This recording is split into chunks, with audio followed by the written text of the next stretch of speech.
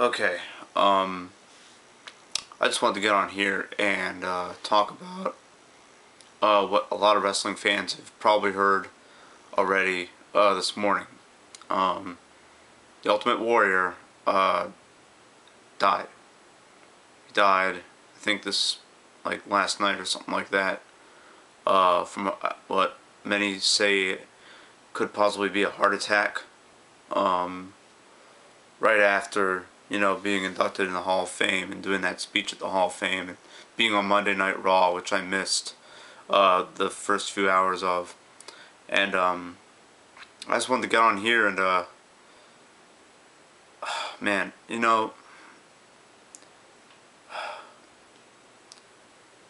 I've dealt with a lot of death in my life. Okay, I really have, and it's just sometimes it's hard for me to get emotional about this, but um.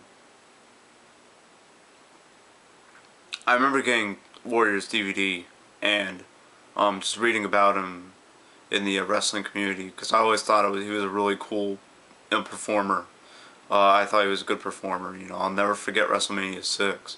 I'll never forget my buddies talking about it in school and me missing it, and I was really upset that I missed it because everyone was talking about it. I mean, summer of 1990, I think, or 1991. We were in arts and crafts in a summer camp, and everyone was trying to draw Ultimate Warrior like masks, different Ultimate Warrior masks. So he was really popular when I was a kid. Him and Hulk Hogan, you know what I mean? Everyone was. It was like there was Mario and Zelda. There's the NES or there's a Nintendo and there's Sega, and then there's a Hulk Hogan and the Ultimate Warrior. Like, you know what I mean? Like, it's just that was just how cool it was to be an Ultimate Warrior fan. I heard about him being a real piece of shit in 2005. I didn't want to believe it, and then I bought his DVD, and I'm like, oh my god, this guy no-showed when he was advertised? Are you kidding me? You know what I mean? And then it's funny because and then I always had like a really shitty opinion about him.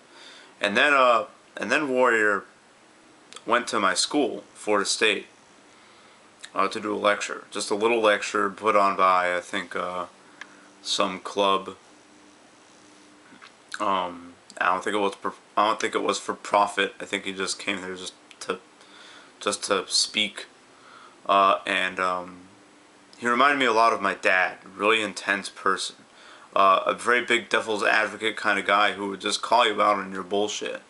I remember him talking about role models a lot and saying that how role models should more or less be our parents, and that the idea of the role model is disappearing. He really made that a big point in his talk, and he's saying that maybe you have to be your own role model. Maybe you have to absorb all the things that happen in this world, and you have to be smart enough to interpret it in a way that benefits you. He was talking about that a lot, and a lot of people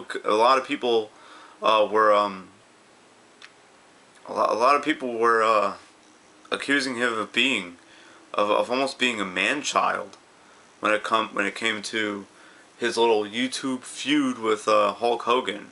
I remember someone, like, I think one of my Facebook friends had a link of him, or maybe it was in like a recommended video or something, or I thought it was like a shoot interview, where he had like this YouTube channel, and he had this like 1 hour like thing about how he hated Hulk Hogan and that he was gonna like beat him up like in a shoot fight or something.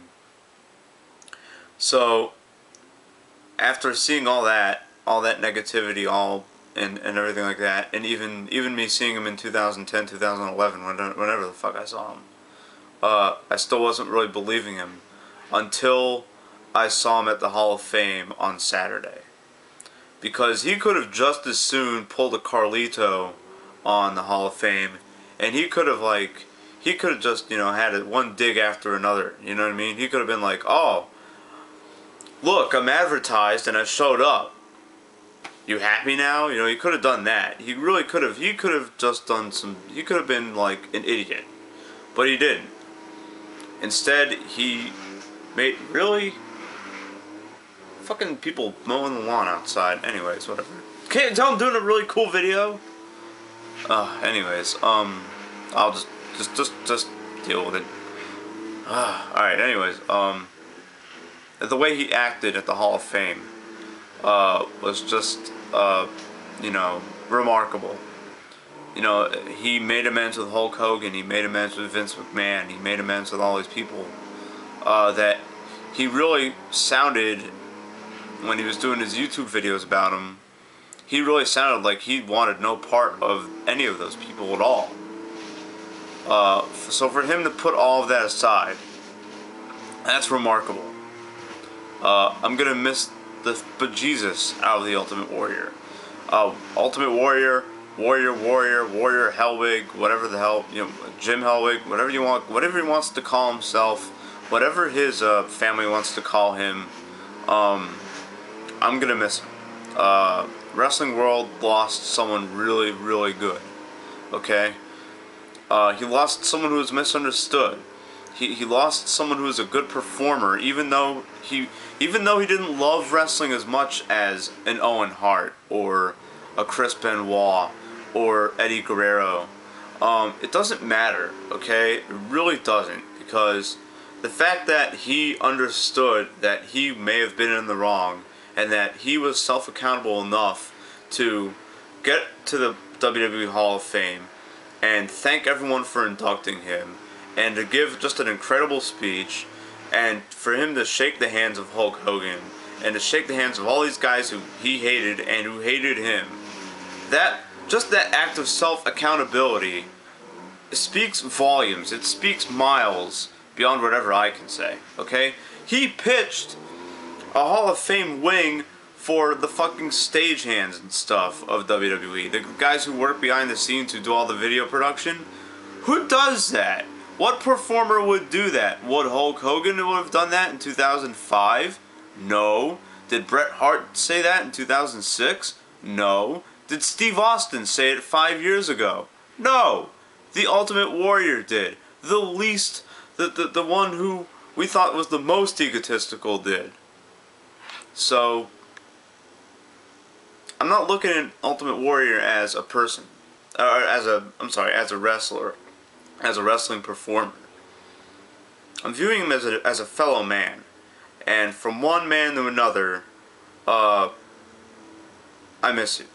I miss you, and rest in peace. And Joel Cohen respects Jim Hellwig for what Jim Hellwig said on Saturday, and for how he conducted himself, because that takes a lot of self-accountability. And if one thing wins Joel Cohen over, it's self-accountability. Alright. Have a good day, everybody. Peace.